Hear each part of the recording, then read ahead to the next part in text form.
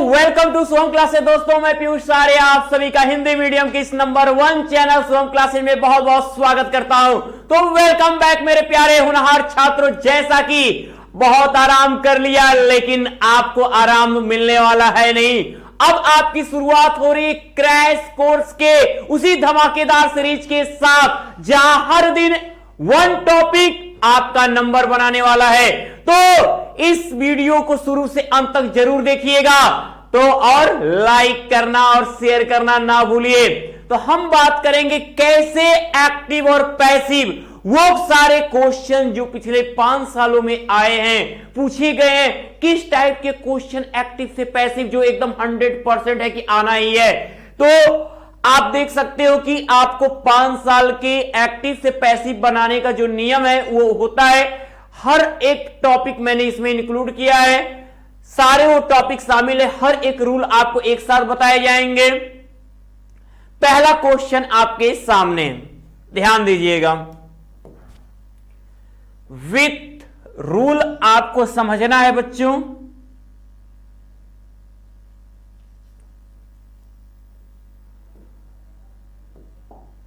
पहला लिखा है आपका, we will not admit children under 16।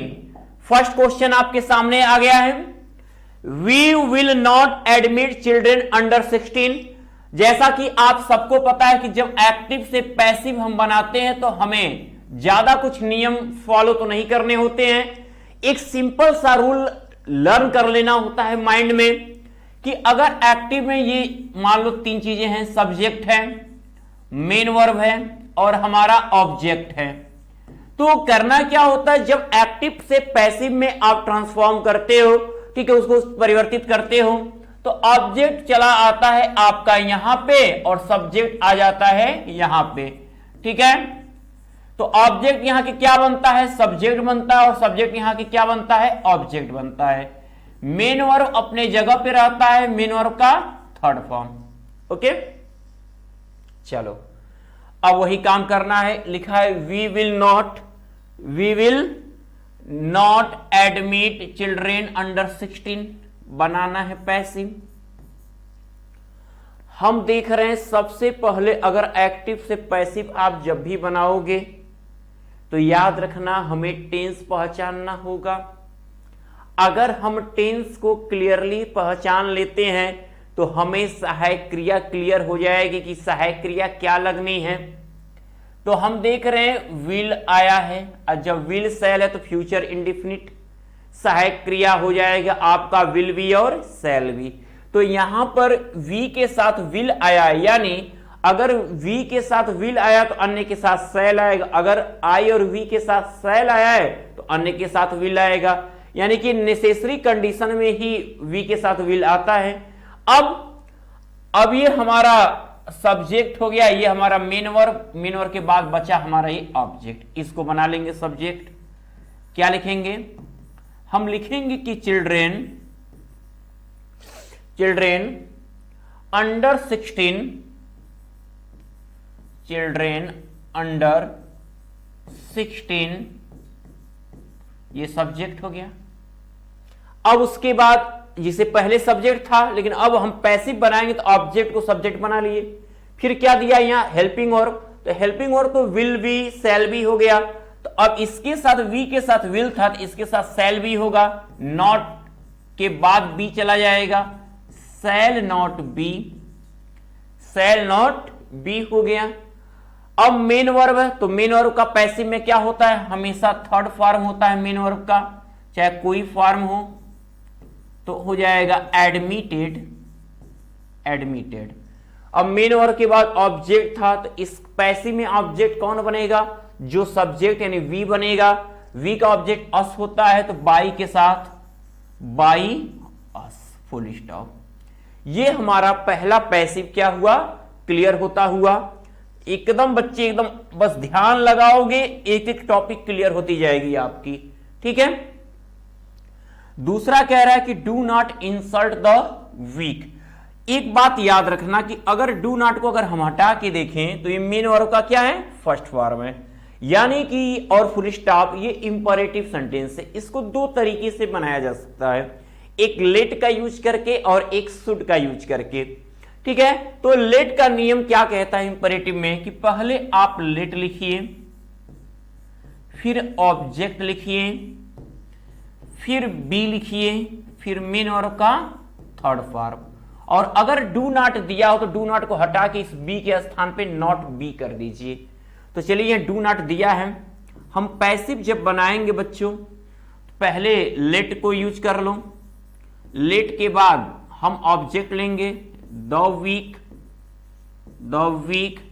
अब बी यानी कि अब डोंट आया तो नॉट बी लोगे आप, नॉट बी, और मेन और का थर्ड फॉर्म हो जाता है इंसल्टेड,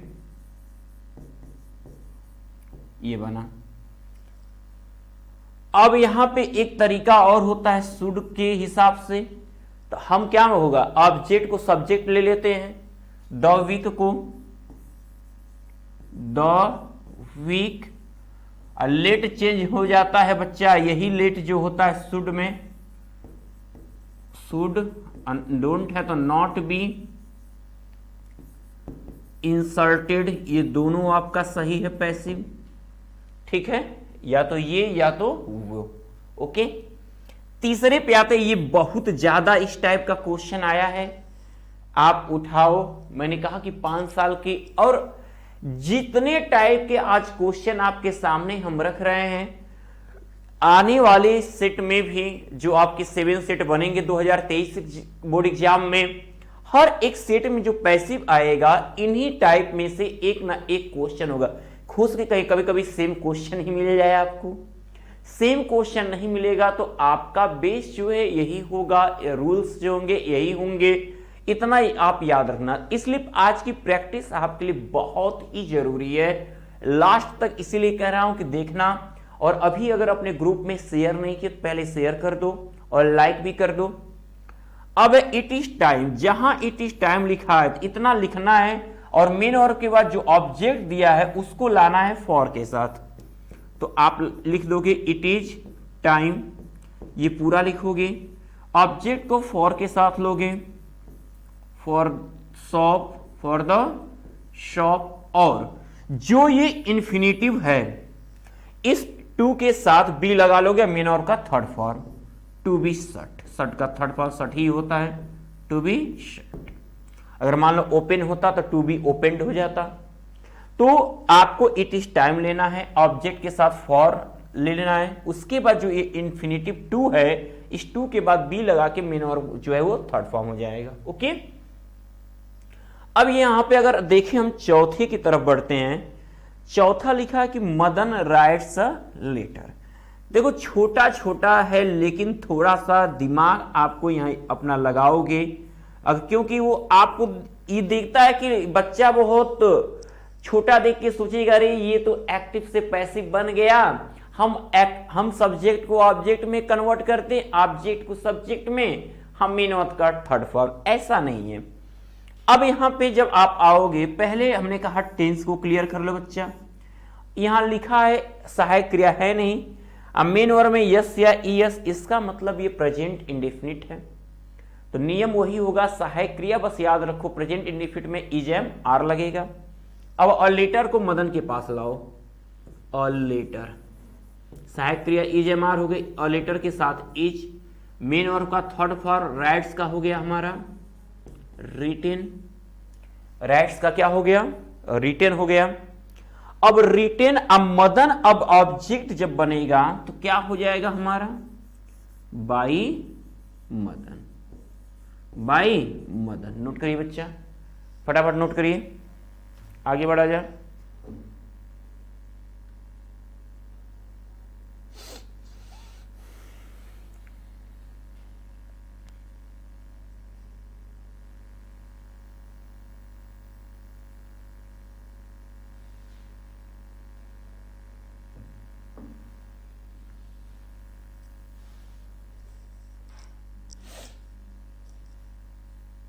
हो गया, चलिए आगे बढ़ते हैं बच्चों, नोट हो गया होगा। नेक्स्ट आपके सामने बच्चा नियम के साथ सीख रहे हैं आप, एक भी रूल आपको यहां छूटने वाला नहीं है, इसी कारण मैंने 5 साल के हर एक क्वेश्चन लिए, बहुत सारे क्वेश्चन थे ऐसे। तो आपके कितने क्वेश्चन हो जाते, 7 सेट की बात किया जाए आपके 35 क्वेश्चन होते, लेकिन उनमें से मैंने जो सेम रूल के थे हटाकर उनमें से अलग अलग रूल की क्वेश्चन आपको लिए गए हैं। अब यहाँ पे देखिए फिर इंपरेटिव आया है, लेकिन यहाँ डू नॉट नहीं है। तो नियम वही है, आप लेट के नियम से भी बना सकते हो, शुड के नियम से बना सकते हो, लेकिन लेट के नियम से आप यहाँ पर इसलिए बनाओगे क्योंकि यहाँ पे ऑब्जेक्ट क्लियर नहीं है। अब यहाँ पर जब ऑब्जेक्ट नहीं दिया होगा तो लेट का भी नियम नहीं लगेगा। ऑब्जेक्ट जहां पे क्लियर नहीं होता है वहां पे हम you are requested to, you are advise to, you are order to लगा के सेम कॉपी कर लेते हैं। तो वॉक टू द लेफ्ट, बाएं चलो, वॉक टू द लेफ्ट बाएं चलो, यानी हम आपको क्या कर रहे हैं, एक एडवाइस दे रहे हैं। अगर यहां पे कोई ऑब्जेक्ट दिया रहता तो आप लेट लेते, ऑब्जेक्ट लेते, फिर बी लेते, फिर मिनर का थर्ड फॉर्म, लेकिन नहीं है तो सीधा आप बच्चा एडवाइस किया गया है। अगर यहाँ प्लीज रहता तो प्लीज को हटा के यू आर रिक्वेस्टेड टू कर देते, अब फिर कॉपी कर लेते। ठीक है, अब यहां पे आप लिखोगे कि you are advised, you are advised to, अब पूरा कॉपी कर लो, walk to the left, walk to the left. ठीक है, अब नेक्स्ट क्वेश्चन पे आते हैं मेरे प्यारे बच्चों। The music of Orpheus charms everybody, charms आया है, तो ये चार्म्स कहां पे यूज होता है? ठीक है, तो हम लिखेंगे ऑब्जेक्ट को यहां लाएंगे कि एवरीबॉडी, एवरीबॉडी प्रेजेंट इंडेफिनिट है, इज एम आर, तो इज हो जाएगा, इज चार्म्ड, चार्म्ड। अब क्या है, म्यूजिक ऑफ चार्म, चार्म मतलब क्या होता है, आकर्षित होना। तो यहां पे द म्यूजिक ऑफ ऑर्फन्स, तो यहां लिख दोगे क्या, चार्म्स के साथ क्या लगता है आपका,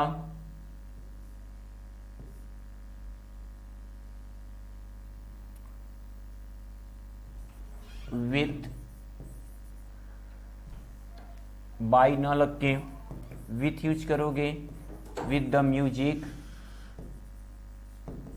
कहीं कहीं पे बाई भी आपको दिख जाता है, लेकिन क्लियरली अगर देखा जाए तो ठीक है। अब नेक्स्ट आते हैं वन, देखो ये आपका डूयर सब्जेक्ट है, और जब ये आ जाए, वन आ जाए, एवरीबॉडी आ जाए, दे आ जाए, तो इनको सब्जेक्ट को ऑब्जेक्ट बनाने की जरूरत नहीं होती है। हम अब क्या करेंगे कि हम ऑब्जेक्ट को लाएंगे सब्जेक्ट की जगह, तो वंस ड्यूटी यहां पर आएगा, वंस ड्यूटी, उसके बाद आपका सहायक क्रिया। तो कोई भी मोडाल्स आता है, 13 मोडाल्स होते हैं आपके, will, would, shall, should, can, could, may, might, use to, ought to, must, need, dare, ये आते हैं। तो उनके पास बस पैसिव में आपको बी लगाना होता है, तो मस्ट रहेगा। अब मस्ट के साथ बस आप बी बढ़ाओगे, और वर्ब का थर्ड फॉर्म, डू का डन। ये बाई वन नहीं होगा, ठीक है। जब निरर्थक कर्ता आ जाता है जिसका पता ही नो काम किसने किया है, तो हम उसे ऑब्जेक्ट की जगह नहीं बनाते हैं। Okay, he decided to sell his house, जब ऐसा आ जाए कि ही डिसाइडेड और इन्फिनिटिव से अगला एक इंपरेटिव को ऐड किया गया हो, तो ये इंपरेटिव के नियम से ही बनेगा। इन्फिनिटिव जो है दैट में कन्वर्ट हो जाएगा। तो आप लिखोगे कि ही वाज, नोट करो, नोट करो,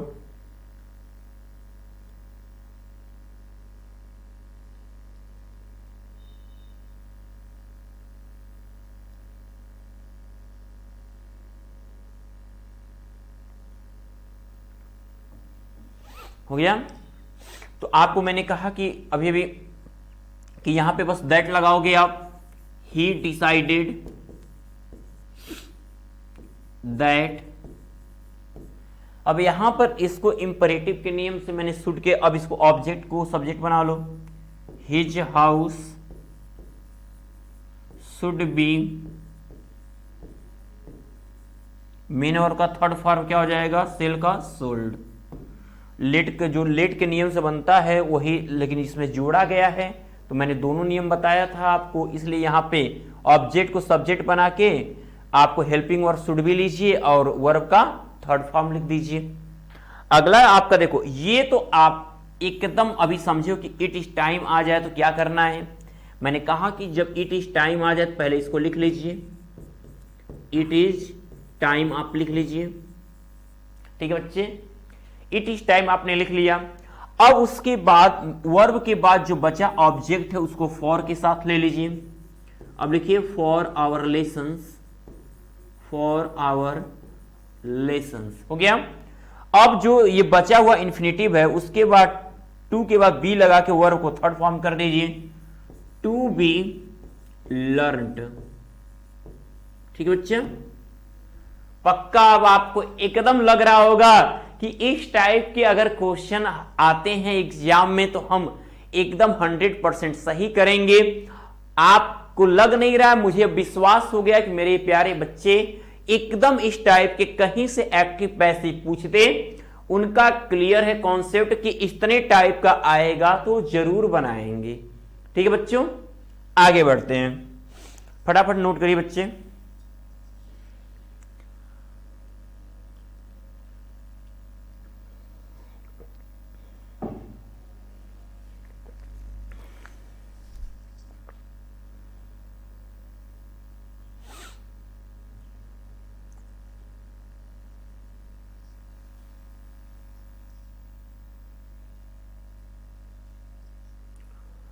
हो गया, चलिए आगे बढ़ते हैं।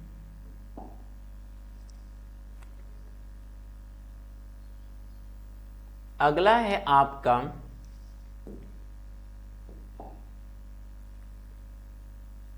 देखिए, सरप्राइजिंग हो, निराशा करने वाले वर्ब आ जाए तो प्रीपोजिशन बाई न लग के ऐड लगता है। लिखा है यहां पे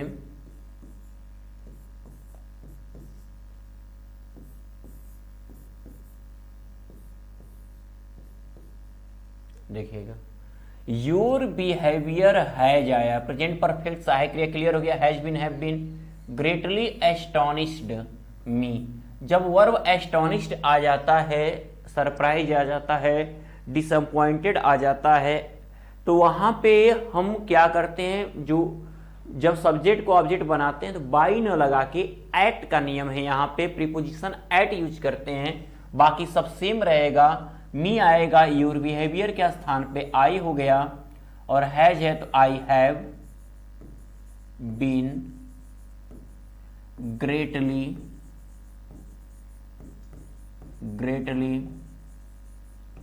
एस्टोनिश्ड, ग्रेटली एस्टोनिश्ड। अब क्या हो जाएगा, प्रीपोजिशन बाय योर बिहेवियर नहीं होगा, एट योर बिहेवियर लिखा जाएगा, एट योर बिहेवियर, ठीक है। अब अगला है आपका कि they saw him climbing over the fence.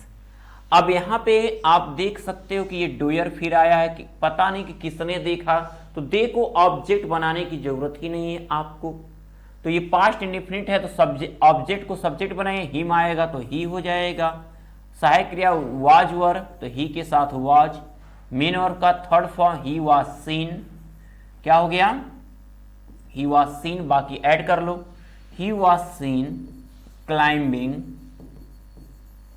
Over the fence, over the fence additional था ये हमारा। अब बाई देम हम नहीं लिखेंगे, डोयर सब्जेक्ट निरर्थक करता है कि कौन देखा पता नहीं है।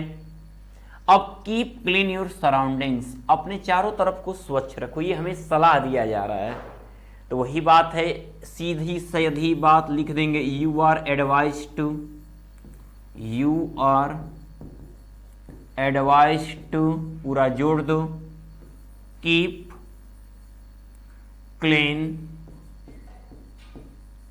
योर सराउंडिंग्स, योर सराउंडिंग्स, ठीक है बच्चा, ये आपका क्लियर हुआ। अब अगर हम आगे देखें, his behaviour waxes me sometimes, आपके बिहेवियर, तो यहां वैक्सेस के साथ भी क्या है, एस्टोनिश जैसा ही है, तो आप लिखोगे कि ये आपका प्रेजेंट इंडिफिनिट है, तो आई के साथ एम हो जाएगा, I am sometimes vaxxed, sometimes को पहले कर लेते हैं, समटाइम्स वैक्स्ड, ठीक है, at his behaviour, at his behaviour, okay, note करिए। अब देखो बिल्कुल वही आपके टॉपिक जा रहे हैं, आपके वही सेंटेंस क्लियर हो रहे हैं जो आपके एग्जाम में जितने टाइप के पूछे जाएंगे।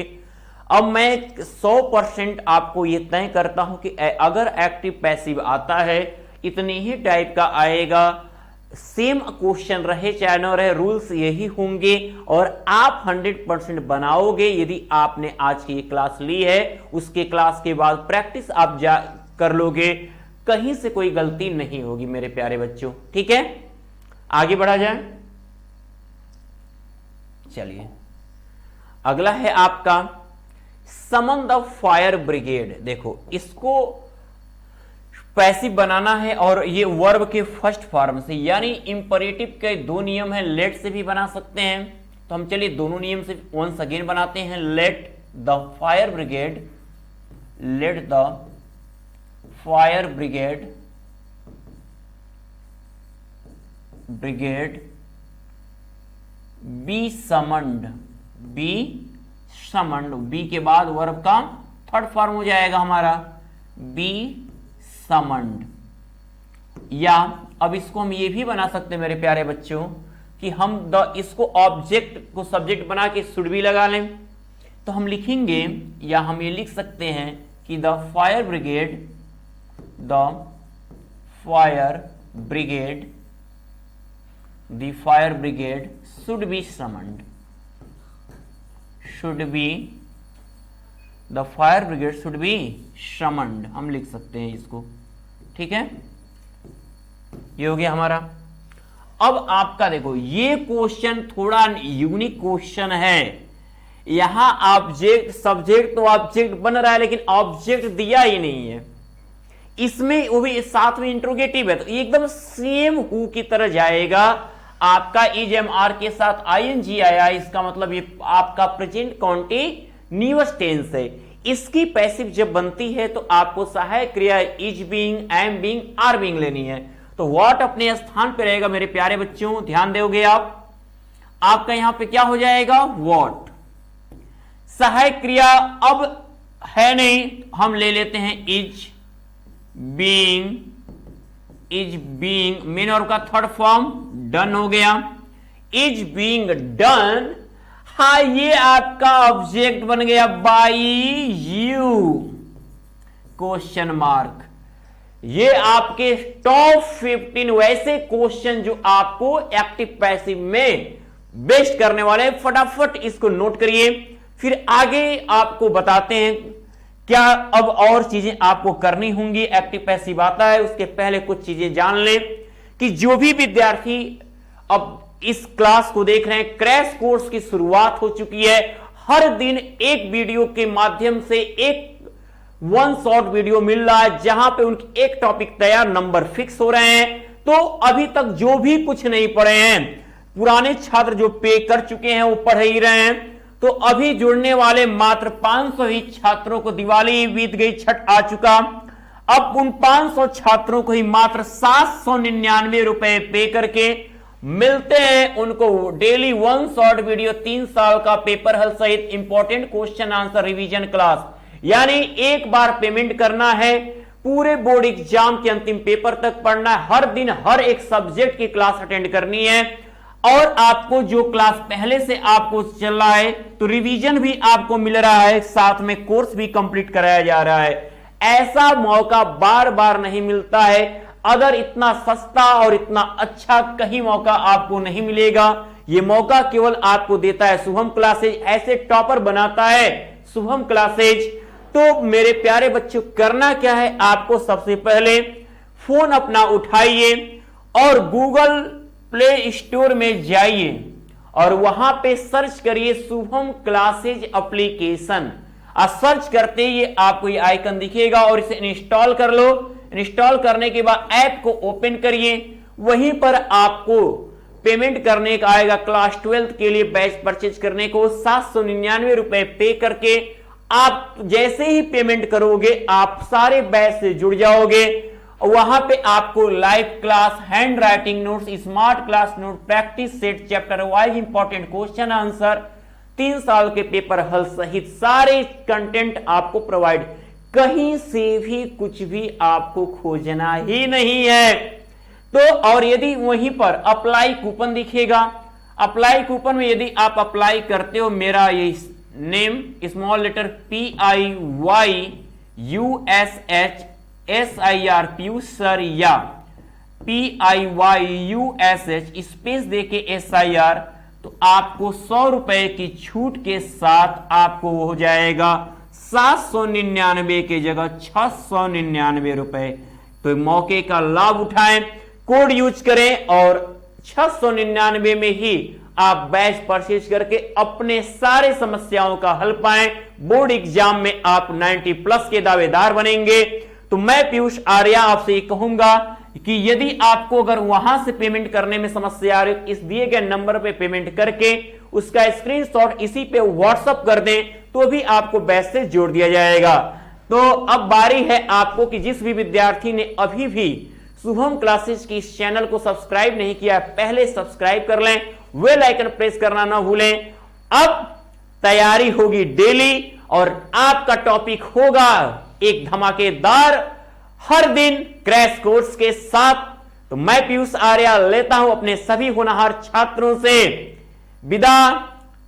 Good luck.